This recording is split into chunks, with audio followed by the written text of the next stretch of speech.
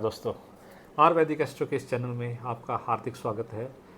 मैं संजीव सिंह राणा आज कर्क लगन की वीडियो के ऊपर चर्चा करने जा रहा हूँ।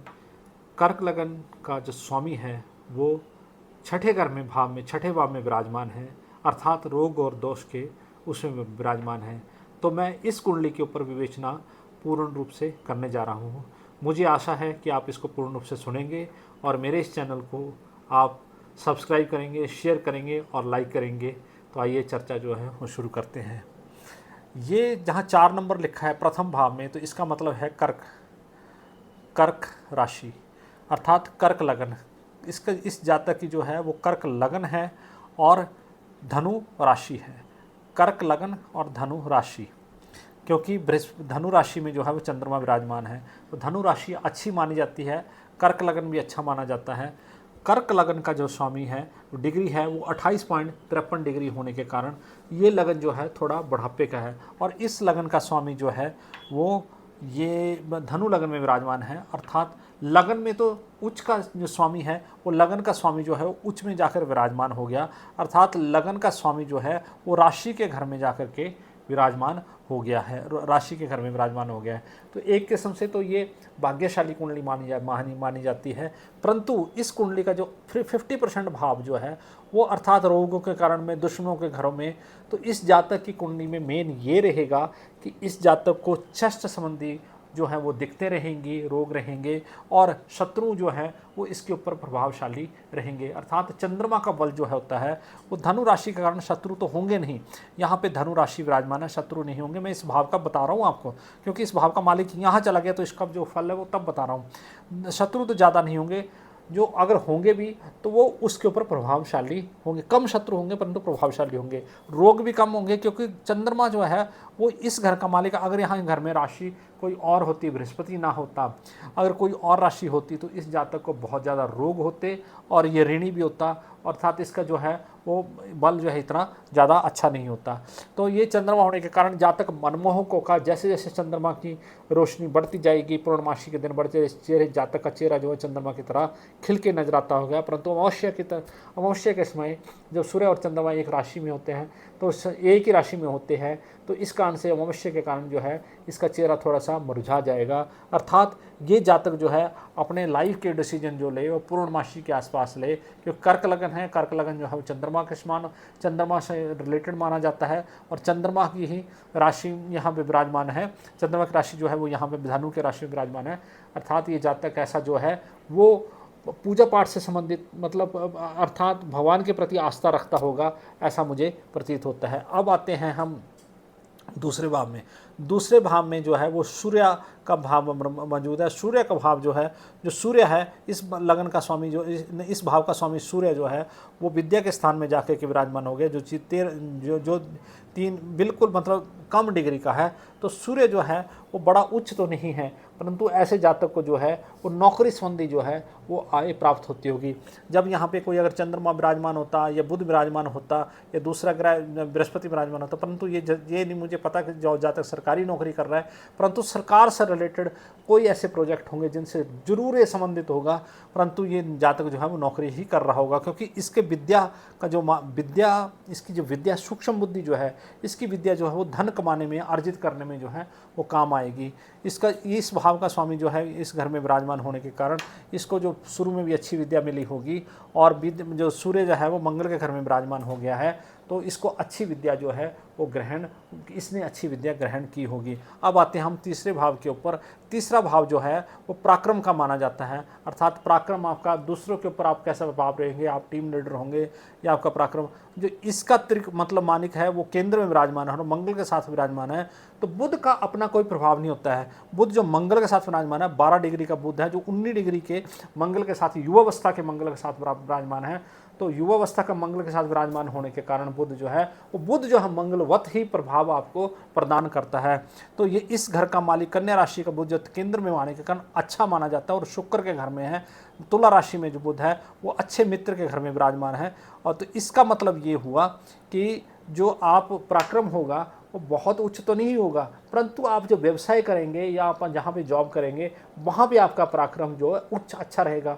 आपका पराक्रम एक राजनेता की तरह नहीं होगा, परंतु अच्छा रहेगा। आपका उससे घर अच्छा रहेगा, आपके घर के ऊपर भी आपका पराक्रम अच्छा रहेगा, क्योंकि घर में भी आपका पराक्रम जो है वो बना रहेगा। माता के साथ भी आपके रिलेशन जो है अच्छे रहेंगे, क्योंकि मंगल है, मंगल घर भी आपका अच्छा जो है वो चौथे भाव का मालिक जो है वो शुक्र है। शुक्र में आपका घर सुंदर होगा, साफ़ सुथरा होगा, नीट एंड क्लीन होगा। एक व्यवसायियों की तरह, एक सेनापतियों की तरह जो अच्छे घर होते हैं, जैसे एक सेनापति हो गया, एक अच्छा व्यवसायी हो गया, उसकी तरह एक घर होंगे। और माता के व्यवहार भी आपके प्रति बहुत अच्छा रहेगा, माता के साथ भी आपके रिलेशन जो है वो अच्छे रहेंगे, क्योंकि चंद्रमा डिग्री कम होने के कारण भी आपका जो है वो गुरु की राशि में विराजमान है। तो माता के साथ, परंतु पिताजी के साथ जो आपके रिलेशन है वो कम अच्छे रहे होंगे, या कम अच्छे रहे होंगे, या अभी पिताजी होंगे तो उनके साथ आपकी कम बनती होगी। ये मुझे इस कुंडली से, इस जातक की कुंडली से प्रतीत होता है। अब आते हैं पंचम भाव के ऊपर। पंचम भाव में सूर्य, शुक्र और राहु विराजमान है। तो राहु जो है वो इस घर में नीच के माने जाते हैं। शुक्र और सूर्य जो है मंगल के घर में विराजमान है। शुक्र जो है तो विद्या जो है, जब गुरु बैठ गया, सूरज बैठ गया, तो विद्या थोड़ा सा अड़चन राहु तो जरूर पैदा करेगा, परंतु राहु की दशा आएगी तब राहु अड़चन उत्पन्न करेगा। परंतु ऐसे जातक की सूक्ष्म बुद्धि जो है वो अच्छी रहने वाली है, और ऐसे जातक की बुद्धि जो है वो मतलब धन अर्जित करने में काम आती है। ऐसा मानना यह है कि जब इस घर का मालिक यहाँ पे विराजमान हो, यहाँ का मालिक यहाँ पे विराजमान हो जाए, तो जो धन अर्जित करने में जो बुद्धि वो काम आएगी। अब आते हैं छठे भाव के ऊपर, रोग दोष के ऊपर। तो मैंने इस भाव में आपको पहले बता दिया, थोड़ा सा आपने अपनी चेस्ट का ख्याल रखना है, रोगों का ख्याल रखना है। आपको गले संबंधी, कफ संबंधी और चेस्ट संबंधी रोग जो हैं वो ज़्यादा तंग करेंगे। दही आपको शूट नहीं करेगा, जो ठंडी चीज़ें हैं वो आपको शूट नहीं करेंगी। तो ठंड से आपको, छाती के रोगों से, आपको चेस्ट रोगों से बचना है अपनी लाइफ में। अगर आप पूजा पाठ करते रहेंगे तो आपका जो है वो भाग्य जो है वो अच्छा रहेगा। परंतु जब धनु में चंद्रमा आएगा, जब धनु में चंद्रमा आएगा या मीन राशि में चंद्रमा आएगा, गुरु चांद्रिक योग बनेगा, महीने में 5 दिन आता है, ढाई दिन चंद्रमा एक राशि में रहता है, तो जिसके कारण से आपकी जो बुद्धि है वो अच्छी होगी, अच्छी प्रवृत्ति होगी, आप अच्छा काम कर पाएंगे। अब दूसरा ये आता है कि शादी के घर का मालिक, जब शनि का 10 नंबर जो है वो मकर राशि है और ये कुंभ राशि है, तो मकर राशि का शनि जो है वो शनि जो है आपका इसमें मोक्ष के स्थान में चला गया, और इसका मालिक जो है वो इन दोनों घरों का मालिक जो है मोक्ष स्थान में चला गया। तो इसमें एक चीज़ है, देखिए आप, ये धनु है, धनु लगन है, इसका मालिक यहाँ बैठ गया, तो केंद्र त्रिकोण मतलब जो ये छठे, आठवें, 12वें का मालिक जब है, जब छठे, आठवें, 12वें विराजमान होता है तो इसको विपरीत राजयोग कहते हैं। तो इस कुंडली में 2 विपरीत राजयोग हैं, एक ये धनु के कारण बन रहा है और एक ये शनि के कारण बन रहा है। शनि 10वें और घर में का मालिक शनि जो है 8वें घर का मालिक जो है वो 12वें में चला गया, तो 2 विपरीत राजयोग बनते हैं। इससे ऐसे जातक को शनि जो है विदेश पार भी ले जाता है, और बाहर के जो दूसरे देश होते हैं उनसे भी धन का आगमन जो ऐसे जातक होता है। परंतु यहाँ पे शनि, यहाँ पे जो गुरु है वो ठीक नहीं है, 14 डिग्री का होने के कारण जो गुरु है वो कुंभ में ठीक नहीं माना जाता है, मकर में भी ठीक नहीं माना जाता है। तो ऐसे जातक को विवाह संबंधी जो है वो दिक्कत रहेगी, ताउम्र दिक्कत रहेगी। पत्नी जो है ऐसे जातक की, मेरे को जहाँ प्रतीत होता है, मैंने जितनी जन्म कुंडली देखी है, अगर जन्म कुंडली की डेट ऑफ बर्थ बिल्कुल सही है, वो सब चीज़ ठीक है, तो ऐसे जातक की जो पत्नी है वो उनके साथ मनभेद रखेगी, मतभेद रखेगी, और हो सकता है वो उनके साथ ना रहती हों। तो ऐसे जातक का, या जब गुरु की दशा आएगी तब ये प्रॉब्लम, या शनि की दशा आएगी तब प्रॉब्लम क्रिएट होगी।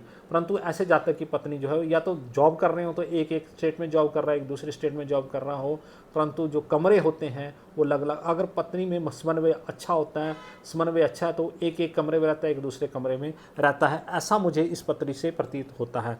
अब ये देखते हैं कि ये जो भाग्य का मालिक है, भाग्य का मालिक जब यहाँ पे विराजमान हो गया, मीन राशि का जो स्वामी है वो यहाँ पे विराजमान हो गया, छठे में विराजमान हो गया, तो भाग्य जो है, भाग्य तो अच्छा है, भाग्य में जो गुरु है, तो आप पूजा पाठ करने वाले, भगवान के प्रति आस्था रखने वाले, सब चीज़ के ऊपर आस्था रखने वाले, जिसके कारण आप गुरु जो है वो आपको ज़्यादा शत्रु और ज़्यादा रोग जो है वो प्रदान नहीं करता है, और आपके इसको अच्छा रखता है।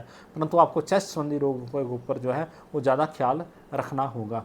चंद्रमा जो छोटी छोटी बीमारियां देता है, बड़ी बीमारियां नहीं देता, जैसे गले का कफ, वायु रोग, इस तरीके के रोग जो हैं वो चंद्रमा प्रदान करता है। अब इस घर का स्वामी मंगल, अब ये जो आम घर है हमारा, ये घर कर्म स्थान का मालिक जो है मंगल जो है वो केंद्र में विराजमान है, अर्थात केंद्र का मालिक केंद्र में विराजमान है, तो ये उच्च राजयोग है। अर्थात आप मंगल सेनापति, जैसे एक फौजी होता है सुबह उठ के डट के काम करता है, आप एक कर्मयोगी होंगे, आप डट के काम करेंगे क्योंकि इस घर का मालिक केंद्र में विराजमान है, इसकी दृष्टि इस घर के ऊपर है। अर्थात मंगल की दृष्टि प्रथम घर का मालिक केंद्र में विराजमान, शुक्र के घर में विराजमान, और इस मंगल की दृष्टि जो है वो यहाँ पे एक 1 2 3 4 चौथी दृष्टि जो है यहाँ पे विराजमान, 5 6 7 7 में नहीं, इसकी 8वीं दृष्टि होती है। तो मंगल की दृष्टि तो नहीं है यहाँ पे, परंतु मंगल का जो स्वामी, तो यहाँ आप एक सेना के जवान की तरह जो सुबह उठ के डट के अपना काम करता है, डिसिप्लिन के साथ काम करता है, तो आप एक डिसिप्लिन के साथ काम करने वाले व्यक्ति जो है मुझे प्रतीत हो रहे हैं। अब आते हैं केतु। इस भाव में जो केतु जो है वो अच्छे नीच के घर में विराजमान है, परंतु अच्छे माने जाते हैं। इस घर में कोई भी ग्रह जो है वो बुरा फल प्रदान नहीं करता है। तो शुक्र के घर में केतु विराजमान होने के कारण आपको अचानक लाभ होंगे और प्रॉपर्टी संबंधी लाभ होंगे, क्योंकि मंगल केंद्र में विराजमान है। तो आप भूमि संबंधी कोई भी काम करेंगे, मंगल जो है अच्छे घर में विराजमान होने के कारण, मित्र के घर में विराजमान होने के कारण जो है वो आप प्रॉपर्टी संबंधी जो अच्छे काम करेंगे, जिससे आपको अचानक जो केतु लाभ देगा। परंतु जब केतु की दशा आएगी तब केतु आपको फल देगा। अब आते हैं यहाँ पे शनि। शनि जो है वक्री होकर यहाँ पे विराजमान है 3 डिग्री में, तो शनि थोड़ा बढ़ापे का है, तो मोक्ष के स्थान में बैठा है। तो शनि जो है वो आप शनि जो है आपको वो मोक्ष का प्रदान करता है, मोक्षता प्रदान करता है, एकांत प्रिय प्रदान करता है, एकांतता प्रदान करता है, दूर देश में वास करने के लिए प्रेरित करता है, या दूर देश में आप वास करते हैं, तो ये सब शनि का ही ये कारण, ये मोक्ष का कारक है। अर्थात शनि जो है वो अपने घर से दूर ले जाता है, और इस कारण से आप विदेश में प्रवास जो है वो कर रहे हैं, शनि के कारण आप प्रवास कर रहे हैं। अब आते हैं आपके इस चीज़ के ऊपर कि आपको किस चीज़ की दशा जो है वो लगी हुई है। दशा में आपके आते हैं विष्णुवत्री दशा। विष्णुवत्री दशा में आजकल आपको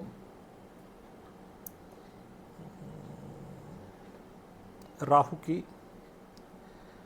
की दशा, अभी आपको चंद्रमा की दशा आपके जीवन के ऊपर विवेचना करते हैं। जब आप पैदा हुए तो अब आपको केतु की दशा लगी, उसके बाद आपको ये 1980 तक केतु की दशा लगी, फिर आपको विद्या स्थान में शुक्र की दशा लगी, जिस कारण से आपने उच्च विद्या ग्रहण की, क्योंकि गुरु जहाँ है मंगल के घर में विराजमान था। तो 1983 से लेकर 2000 के बीच में आपने उच्च विद्या ग्रहण की। उसके बाद सूर्य था, इसने भी आपको उच्च विद्या जो है वो दी। इसने 2006 तक आपको उच्च विद्या जो है वो प्रदान की।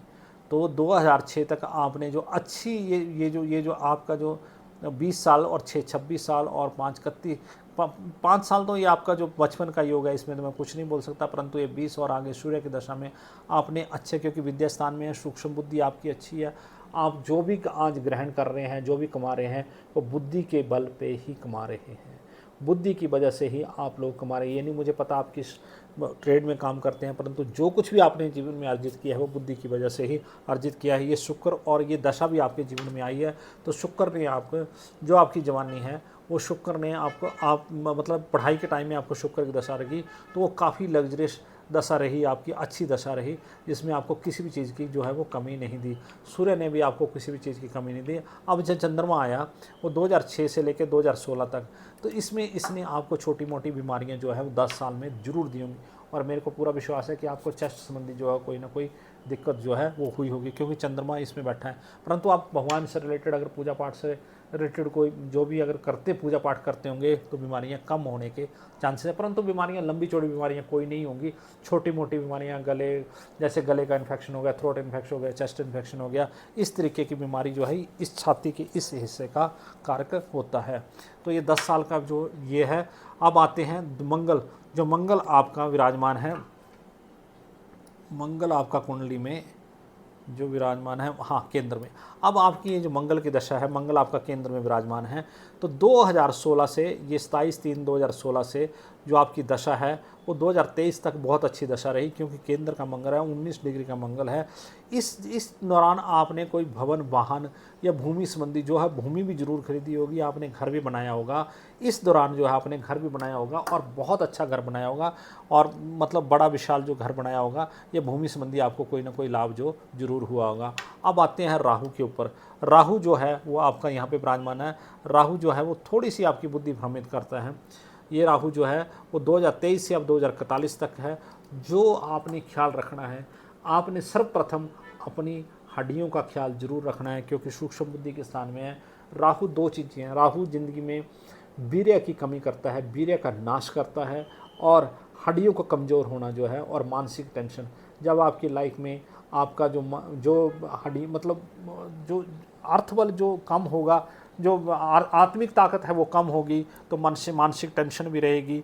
जिस राहु का मैं आपको उपाय बताता हूँ, परंतु इस राहु के कारण आपको टेंशन रहेगी, चाहे जॉब स्थान पर टेंशन रहेगी, चाहे विवाह स्थान में टेंशन रहेगी, कहीं ना कहीं आपको जो है वो टेंशन जो है वो राहु वो देगा। अचानक आपका मन भ्रमित करेगा, वीर्य का लॉस करेगा, और कई चीज़ें आपको हड्डियां कमज़ोर करेगा, जिसलिए आपने अपनी सेफ्टी जो है वो लाइफ में, और गलत आपको स्वप्न आएंगे, आपने घबराना नहीं है, स्वप्नों से घबराना नहीं है, गलत स्वप्न जो है वो आपको आएंगे। ये राहु की दशा में 2025 से 2023 से शुरू हुआ है, परंतु अभी शुरू ही हुआ है।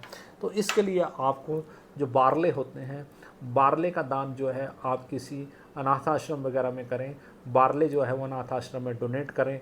अगर कभी आप इंडिया आएँ तो इंडिया में आकर के आप अपना कोयले से तोला दान जो है वो करवाएं। तो ये राहु की दशा जो है, जब भी आप इंडिया आएँ तो कोयले से अपना, क्योंकि राहु आपका ग्रहण योग में सूर्य के साथ यहाँ बैठा हुआ है, तो आप आएँ तो एक बार मिलें, तो फिर मैं आपको सजेस्ट करूँगा। या कोयला आप नदी में बहाएँ, कच्चा कोयला जिसको कहते हैं, नदी में बहाएँ, तो ये राहु जो आपका कंट्रोल, जब भी आप इंडिया आएँ तो आप ये अपना ये जो है वो काम ज़रूर करें। उसके बाद आपको गुरु की दशा लगेगी। गुरु जो है वो आपका इस घर में विराजमान है, अष्टम घर में विराजमान है। तो गुरु आयु तो आपको धीरे करेगा, आयु आपकी धीरे करेगा, 2041 के बाद आयु धीरे करेगा, परंतु आपको पत्नी से रिलेटेड जो है वो प्रॉब्लम दे सकता है। इस चीज़ का पहले से ही अपनी मानसिक स्थिति आप तैयार करके रखें। एक तो आपको राहु की दशा लगी हुई है, दूसरी जब आपकी ये गुरु की दशा आएगी तो पत्नी संबंधी प्रॉब्लम आपको देगा ही देगा, चाहे कैसी दे, कोई भी प्रॉब्लम देगा। परंतु पत्नी आपसे रूम ना शेयर करे, या दूसरे घर में रहे, या पत्नी आपके साथ ना रहे, ये सारी चीज़ें डिपेंड करती हैं कि आपकी कर्म व्यवस्था कैसी है। ये तो कुंडली जो है जब आप पैदा हुए तब की कुंडली है, परंतु आपने लाइफ में आके क्या कर्म किए, तो ये कर्मों के ऊपर डिपेंड करता है कि आपकी स्थिति कैसे रहने वाली है। तो ये और दशा जो है वो गुरु की आएगी 2041 में 2057 तक, तो ये चीज़ रहेगी। फिर आने वाले टाइम में जो अगली दशा होगी वो शनि की दशा होगी।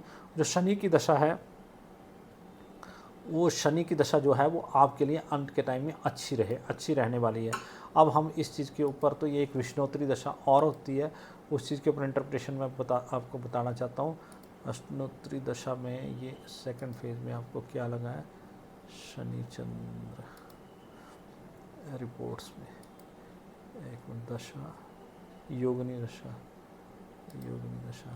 योगिनी दशा में आपको सिद्धा पिंगला संकटा। ये देखिए एक चीज़ और है, अब थोड़ा सा राहु की पत्नी है संकटा। एक तो आपको राहु की दशा लग रही है, उसके साथ उसकी ये पत्नी की दशा भी संकटा भी चल रही है। तो आपकी लाइफ में संकट तो आएंगे भाई साहब, आप प्रिपेयर हो जाइए, अपने आप को स्ट्रॉन्ग कर लीजिए, संकट जरूर आएंगे। ये 2021 से लेकर के 2030 के बीच में आपको संकट आने वाले हैं। उसके बाद आपकी लाइफ जो है वो अच्छी होगी। इसके लिए जब आप कहीं इंडिया आएँ, आप मेरे से प्रभाव पूछें, या तो आप किसी को बोलें, इस संकटा के लिए नीले वस्त्र जो हैं किसी गरीब व्यक्ति को दे दिए जाते हो, झाड़ू पोछा लगाता हो। या आपने एक काम और करना है कि आपके वहाँ पे स्वीपर जो होते हैं, आप स्वीपर को कुछ कैश डोनेशन ज़रूर दान करें, जिससे आपका राहु जो है वो आपको अच्छा फल देगा। और सूक्ष्म बुद्धि, आप स्टॉक ट्रेडिंग ना करें, क्योंकि राहु की दशा लगने वाली है। स्टॉक ट्रेडिंग में आपको लॉस होगा। आप ज़मीन संबंधी काम करें, ज़मीन संबंधी जब आप काम करेंगे तो ये ज़मीन संबंधी आपको फ़ायदा देगा, क्योंकि केतु यहाँ पे उच्च का विराजमान है। परंतु राहु आपकी कुंडली में आपको नेगेटिव जो है वो भाव फल देने वाला है। ये मैंने आपको बता दिया। कुछ आप और पूछना चाहें तो आप मेरे से बाद में भी संपर्क कर सकते हैं, अगर आपको मेरी विवेचना अच्छी लगी होगी। ये देखिए, मैंने आपको कुंडली में पहले बताया कि मंगल आपका उच्च का है, तो षटवल में भी आपका मंगल जो है वो यहाँ पे उच्च आ रहा है। और उसके बाद जो है आपकी कुंडली में शुक्र भी उच्च है, शनि भी उच्च है, परंतु गुरु जो है वो सबसे कमज़ोर भाव में बैठा है। ये देखिए, गुरु की डिग्री सबसे कम है, षटवल में गुरु की डिग्री कम दिख रही है बिल्कुल। तो मैंने गुरु का आपको प्रभाव बताया, जब गुरु की दशा होगी तो आपने वो रहना है। हम आपको कुंडली, अगर आप चाहेंगे तो हम आपकी कुंडली आपको मेल भी कर सकते हैं, जिसमें ये सारी चीज़ें लिखी होंगी उसके लिए। अब दूसरा एक चीज़ आते हैं, ये देखिए चंद्रमा की ओर में सूर्य की दशा, शुक्र की दशा, मंगल की दशा। आजकल आपको राहु की दशा चल रही है, जो राहु की दशा सूर्य की होरा में है। जो सूर्य की होरा में दशा जो अच्छी नहीं मानी जाती है। नंबर 1 राहु की महादशा, उसमें संकटा की अंतरदशा, और ये होरा जो है वो सूरज की लग रही है। तो इसमें जो राहु है वो बिल्कुल अच्छा नहीं माना जा सकता है भाई साहब। जब देखो कोई चीज़, जैसे गाड़ी चलती है, तो जो ट्रैफिक पुलिस वाले होते हैं आपको बोलते हैं बेल्ट बांध लो, सेफ्टी कर लो, या आप एयर बैग्स की गाड़ी ले लो, तो वो सेफ्टी फीचर है। तो इस प्रकार से हम साइंटिफिक तरीके से आपकी कुंडली देख रहे हैं, तो आपको हम सेफ्टी फीचर ही बता रहे हैं जो आपकी जन्म कुंडली के आधार पे बनते हैं। आप राहु में कुछ ऐसा कर्म ना करें जो बृहस्पति में आपको नुकसानदायक हो, और बृहस्पति में आपको कोई पैसे का नुकसान भी हो, क्योंकि गुरु जो है वो आपका कम उसमें बैठा हुआ, नीच राशि में बैठा हुआ है, तो आपको ज़्यादा फल प्रदान नहीं करेगा। अब आप जो दान जो करेंगे वो राहु से रिलेटेड, और ये शनि से रिलेटेड, गुरु से रिलेटेड और राहु से रिलेटेड करने हैं आपने। तो दान आप जब इंडिया में आएंगे तो आप पीली चीज़ का दान कर सकते हैं। आपने कोई पुखराज धारण नहीं करना है, कोई कहे जी पुखराज धारण कर लीजिए आपकी पत्नी के साथ रिलेशन अच्छे हो जाए, कुछ नहीं। आपने पीली वस्तु का दान करना है। जब 6ठे 8वें 12वें में जो घर होते हैं उनसे पीली वस्तु का दान किया जाता है। तो ये तो मैं आपको पीली वस्तु का दान करें, पीली वस्तु अपने साथ ना रखें, केले का दान करें। ये चीज़ें जिससे केले का दान मंदिर में करेंगे तो बृहस्पति जो है वो और अच्छे होंगे, पूजा पाठ करेंगे तो बृहस्पति अच्छे होंगे। परंतु चंद्रमा ही इसके घर में बैठा है तो आपको बीमारियां भी कम लगेंगी। ठीक है जी, ये मैंने आपको इसके विषय में आपको जानकारी जो है वो प्रदान कर दी है। अब ये एक चीज़ और देखिए, जीवन साथी का कम, जीवन साथी के कम बुध, यहाँ पे बुध है। बुध जो है वो इस स्थान में, आय के स्थान में विराजमान है, शनि के घर में यहाँ पे बुध विराजमान है। तो इसका मतलब भी ये है, और केंद्र में भी या केतु विराजमान है, मंगल विराजमान, मंगल की दृष्टि है, तो विवाह स्थान। और यहाँ पे जो गुरु विराजमान है वो गुरु भी मोक्ष के स्थान में विराजमान है। तो इस घर में भी गुरु शनि के घर में विराजमान है, इस घर का मालिक बुध भी यहाँ पे विराजमान है। तो विवाह स्थान जो है वो आपका अच्छा नहीं है। कुंडली का कंक्लूजन यही है। अगर आपकी डेट ऑफ बर्थ सही है, आपसे मैच करती है, अगर डेट ऑफ बर्थ सही नहीं होगी तो मेरी प्रेडिक्शन जो है वो गलत हो सकती है। परंतु अगर आपकी डेट ऑफ बर्थ सही है तो ये प्रेडिक्शन बिल्कुल सही है। तो आपसे मैं अनुरोध करता हूँ, अगर मेरी कुंडली आपको अच्छी लगे तो और लोगों के साथ सब्सक्राइब करें, शेयर करें। और अगर आपको कोई क्वेश्चन पूछना हो तो आप मेरे से मेल के ऊपर या व्हाट्सएप के ऊपर चैट करके पूछ सकते हैं। और जो मैंने आपको राहु के उपाय बताए हैं वो आप ज़रूर करें, यही मेरी आपसे रिक्वेस्ट है। धन्यवाद, जय माता दी। और मेरे चैनल को शेयर और सब्सक्राइब ज़रूर करें। जय माता दी।